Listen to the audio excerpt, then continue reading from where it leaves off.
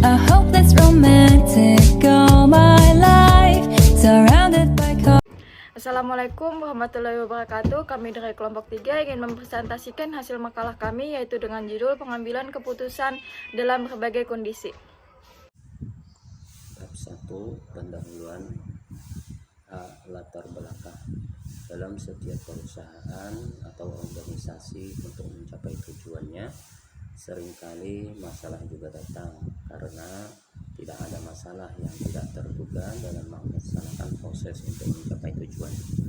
Ketika sedang ada masalah, harus bisa menyelesaikan permasalahan tersebut dengan baik. Dapat diselesaikan melalui komunikasi dan kerjasama yang baik untuk mengambil keputusan yang tepat. Karena permasalahan yang ada tidak hanya dari internal, tapi juga ada yang dari eksternal. Ketika menyelesaikan masalah itu juga bisa menjadi tolak ukur keberhasilan karir manajemen. Pengambilan keputusan juga termasuk ke dalam cara untuk menyelesaikan masalah yang terjadi di dalam perusahaan atau sebuah organisasi. Di sini seorang individu harus mampu berpikir kritis untuk memecahkan masalah, karena dalam menyelesaikan masalah sangat dibutuhkan individu yang berpikir kritis untuk mendapat menganalisis masalah tersebut. Pengambilan keputusan juga tidak hanya dipikirkan oleh satu individu saja, tetapi juga bisa dalam berkelompok dengan membangun komunikasi yang baik. Agar tidak terjadi kesalahpahaman dalam setiap pengambilan keputusan, dengan ini diharapkan dapat mengambil keputusan secepatnya, tetapi juga dengan tepat. Pengambilan keputusan diperlukan suatu cara atau teknik yang dapat memberikan hasil keputusan yang optimal. Keputusan optimal diperoleh apabila hasil keputusan sesuai dengan yang diharapkan dan sesuai dengan syarat yang ditentukan oleh pengambilan keputusan atau pengambil keputusan. Suatu keputusan dikatakan dalam kondisi berisiko apabila keputusan mengenai besarnya nilai peluang mengenai hasil keputusan. Sebaliknya, suatu keputusan dikatakan dalam kondisi ketidakpastian apabila nilai peluang hasil keputusan tidak diketahui. Rumusan masalah. B. Rumusan masalah. 1. Apa yang dimaksud pengambilan keputusan? 2. Apa saja yang ada dalam pengambilan keputusan? 3. Bagaimana konsep dalam pengambilan keputusan? C. Tujuan penulisan makalah. 1. Agar dapat mengetahui yang dimaksud dengan pengambilan keputusan. 2. Agar bisa memahami cara mengambil keputusan yang tepat. 3. Dapat mengetahui konsep yang ada di pengambilan keputusan. Definisi pengambilan keputusan. Kehidupan manajer dipenuhi dengan serangkaian pembuatan keputusan. Kegiatan ini memainkan peranan penting karena kualitas keputusan manajer akan menentukan efektivitas rencana yang akan disusun.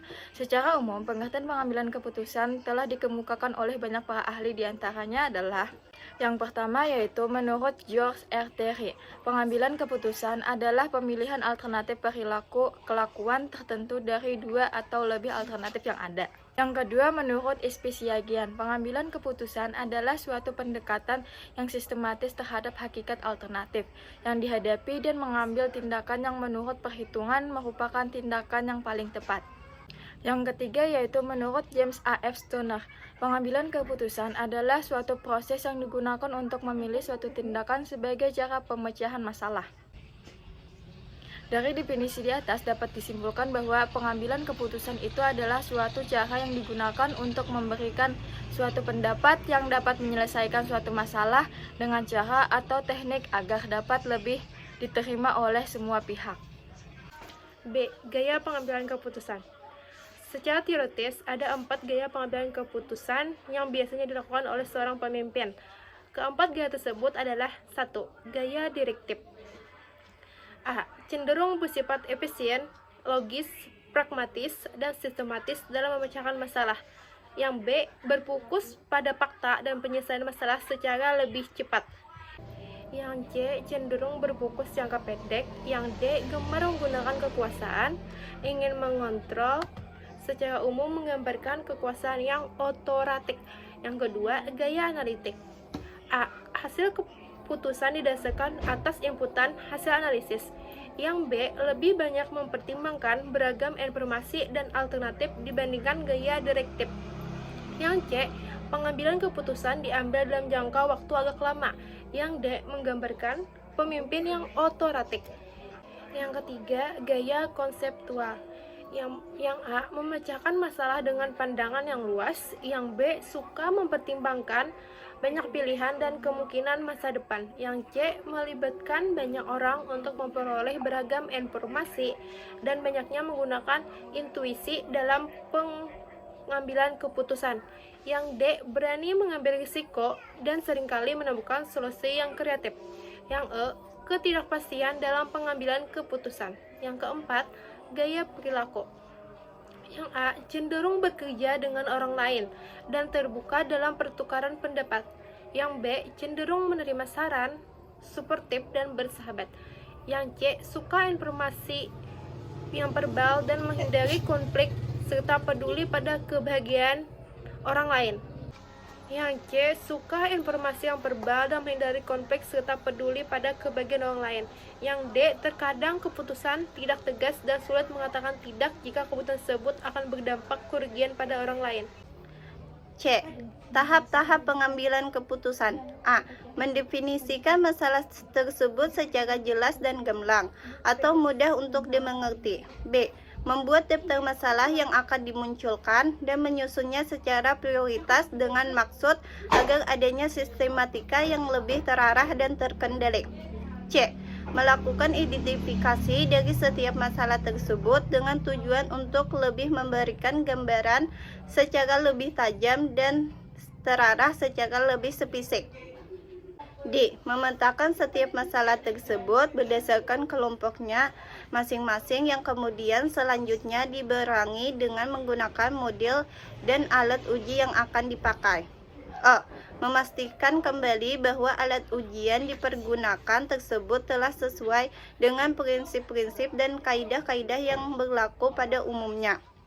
D. Proses pengambilan keputusan. Menurut Septen, Gobbins, dan Marie Coulter, proses pengambilan keputusan merupakan serangkaian tahap yang terdiri dari 8 langkah yang meliputi mengidentifikasi masalah, mengidentifikasi kriteria keputusan, memberi bobot pada kriteria, mengembangkan alternatif-alternatif, menganalisis alternatif, memilih satu alternatif, melaksanakan alternatif tersebut, dan mengevaluasi efektivitas keputusan. Assalamualaikum warahmatullahi wabarakatuh. Perkenalkan, nama saya Denny Yusminda. Saya akan melanjutkan pemaparan dari teman-teman sebelumnya tentang makalah pengambilan keputusan dalam berbagai kondisi. Baik, saya lanjutkan. Faktor yang mempengaruhi pengambilan keputusan. Yang pertama, internal organisasi, seperti ketersediaan dana, SDM, kelengkapan peralatan, teknologi, dan sebagainya. Biasanya faktor ini berada di dalam suatu organisasi itu sendiri untuk terciptanya suatu keputusan dalam organisasi.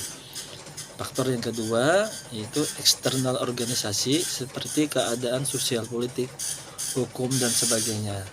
Faktor ini juga berasal dari luar yang terkait dalam organisasi itu sendiri. Yang ketiga, faktor yang mempengaruhi itu ketersediaan informasi yang diperlukan. Seberapa banyaknya informasi yang ada atau seberapa lengkap dan akuratnya informasi yang didapatkan untuk menjadi pertimbangan dalam pengambilan keputusan yang tepat. Yang keempat, yaitu kepribadian dan kecakapan pengambil keputusan. Dalam faktor ini dibutuhkan kebijaksanaan dalam ketegasan dalam mengambil keputusan dengan tidak bersifat merugikan. Faktor yang kelima yaitu pengalaman. Pengalaman seorang pembuat keputusan adalah hal yang sangat penting. Karena banyaknya pengalaman orang tersebut, maka ia akan berani dalam menentukan keputusan. Hal ini juga berkaitan terhadap keahlian yang dimiliki oleh pemimpin atau anggota, karena pengalaman yang pernah dialaminya. Pengalaman juga dapat dijadikan suatu pelajaran dalam mengambil keputusan yang tepat bagi organisasi. Lanjutnya, perubahan dalam keputusan. Dampak perubahan keputusan dikelompokkan menjadi dua kelompok perubahan, yaitu incremental change dan turbulency change. Incremental change merupakan dampak perubahan keputusan yang dapat diperkirakan berapa persentase perubahan yang akan terjadi ke depannya berdasarkan data-data yang terjadi di masa lalu. Yang kedua, turbulency change. Turbulency change merupakan pengambilan keputusan dalam kondisi perubahan yang sulit untuk diperkirakan. Contoh misalnya bencana alam, perubahan kondisi politik, dan sebagainya. Walaupun data-data tersebut ada, namun kejadian seperti itu belum tentu memiliki kesamaan kondisi dan situasi seperti dulu. Data keputusan yang terlalu lama sulit untuk dijadikan sebagai data prediksi ke depan. Dan jika ke depan terlalu jauh untuk diprediksi, maka ketepatan prediksi juga menjadi bagian yang dilakukan hasilnya. Terima kasih. Assalamualaikum warahmatullahi wabarakatuh. G. Kualitas keputusan. Kualitas merupakan mutu dari pekerjaan atau hasil yang telah dicapai dengan proses yang dilakukan. Kualitas keputusan merupakan mutu yang dihasilkan dari sebuah keputusan yang telah diaplikasikan secara maksimal dan terlihat hasilnya secara maksimal serta dinilai secara maksimal juga. H. Pengambilan keputusan dalam berbagai kondisi. Secara umum, informasi yang masuk kadangkala terjadi dalam berbagai kondisi, seperti kondisi pasti, kondisi tidak pasti, dan kondisi konflik. Dalam kondisi pasti, proses pengambilan keputusan yang dilakukan adalah berlangsung tanpa adanya banyak alternatif. Keputusan yang diambil sudah jelas pada fokus yang dituju. Teknik yang bisa dipergunakan yaitu menggunakan program linier atau secara aljabar linier dan analisis jaringan kerja. Kemudian pada kondisi tidak pasti, proses lahirnya keputusan lebih sulit atau lebih kompleks, dalam artian keputusan yang dibuat dalam hasilnya belum diketahui nilai probabilitasnya atau hasil yang mungkin diperoleh. Untuk menghindari masalah, sebaiknya melakukan riset terlebih dahulu, mencari informasi sebanyak mungkin, dan mempergunakan berbagai metode pengambilan keputusan yang paling sesuai dengan setiap kondisi masalah yang mungkin timbul. Kemudian yang terakhir, pada kondisi konflik, pengambilan keputusan yang dilakukan akan menimbulkan dampak yang mungkin saja bisa merugikan salah satu pihak. Untuk menyelesaikan masalah biasanya dilakukan pendekatan secara teori permainan dalam dunia bisnis, teraplikasi dalam bentuk tawar-menawar harga dan hingga terrealisasinya suatu kontrak atau kesepakatan. Kemudian I. Risiko keputusan. Pengambilan keputusan yang berisiko adalah dihasilkannya suatu keputusan yang mengandung lebih dari satu kemungkinan hasil berdasarkan beberapa alternatif keputusan yang diambil, dan karena terdapat beberapa alternatif, maka secara otomatis terdapat pula beberapa peluang yang sama besarnya. Untuk mengatasi risiko dalam suatu organisasi yang baik bersifat profit maupun yang non-profit adalah dengan menerapkan manajemen risiko. Dalam manajemen risiko ini dibahas bagaimana kita mengelola risiko agar bisa memberikan keuntungan, bukan sebaliknya. Bahwa jika risiko itu bisa dikelola secara sistematis, maka ia akan memberikan keuntungan yang sistematis juga. Tapi begitu juga sebaliknya. J. Karakteristik pengambil keputusan dan pengaruhnya bagi perusahaan. Dalam pengambilan keputusan ada faktor yang dapat mempengaruhi, yaitu karakteristik sang pengambil keputusan. Karakter tersebut secara umum kita bedakan menjadi 3, yaitu 1. takut pada risiko. Karakteristik seperti ini adalah di mana sang decision maker sangat hati-hati terhadap keputusan yang diambilnya. Bahkan ia cenderung begitu tinggi melakukan tindakan yang sifatnya menghindari risiko yang akan timbul jika keputusan diambil dan diaplikasikan. Kemudian hati-hati pada risiko.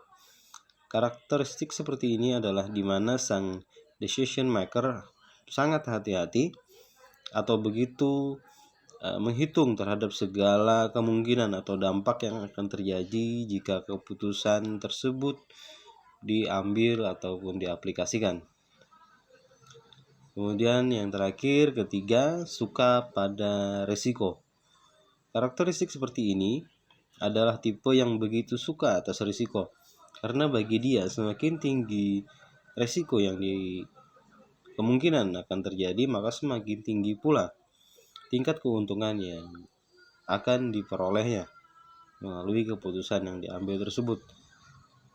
Prinsip seperti ini cenderung begitu menonjol dan mempengaruhi besar terhadap setiap keputusan yang dia ambil. Dan dari ketiga karakteristik tersebut, karakteristik risk taker adalah yang paling begitu mendominasi jika dilihat dari segi kedekatannya dengan risiko, tapi jika dikaitkan dengan ruang lingkup aktivitas bisnis, maka mereka dengan latar belakang mental risk taker tercenderung lebih berani dan tegas terhadap daripada karakteristik yang lain. Tentunya jika terlepas dari muatan keputusan yang dihasilkan, yaitu fokus pada sasaran atau penuh perhitungan, bukan hanya sekedar spekulasi saja. Bab 3. Penutup. Kesimpulan. Dalam pengambilan keputusan, seorang manajer harus bisa berpikir kritis dan dapat bertanggung jawab atas apa yang sudah diambil. Pengambilan keputusan merupakan suatu cara yang digunakan untuk memberikan suatu pendapat yang dapat menyelesaikan suatu masalah dengan cara agar dapat diterima oleh semua pihak. Dapat menganalisis setiap permasalahan yang ada juga termasuk dalam modal sebelum mengambil keputusan. Dalam setiap analisis dilakukan secara menyeluruh bisa mengambil keputusan. Pengambilan keputusan juga memiliki tahapan-tahapannya. Lalu, proses dalam setiap pengambilan keputusan, kualitas keputusan, pengambilan keputusan dalam berbagai kondisi, risiko keputusan, karakteristik pengambilan keputusan, dan pengaruhnya bagi perusahaan, perubahan dalam keputusan. Saran, dengan adanya konsep dasar manajemen diharapkan dapat memberikan pengetahuan kepada masyarakat, khususnya para pelajar, untuk mengetahui maksud dari ruang kelas, serta diharapkan kepada para pelajar atau mahasiswa untuk mengamalkan ilmu yang telah diberikan oleh dosen atau yang mereka pelajari pada saat kegiatan belajar mengajar untuk diamalkan di kehidupan sekarang ataupun masa yang akan datang. Terima kasih.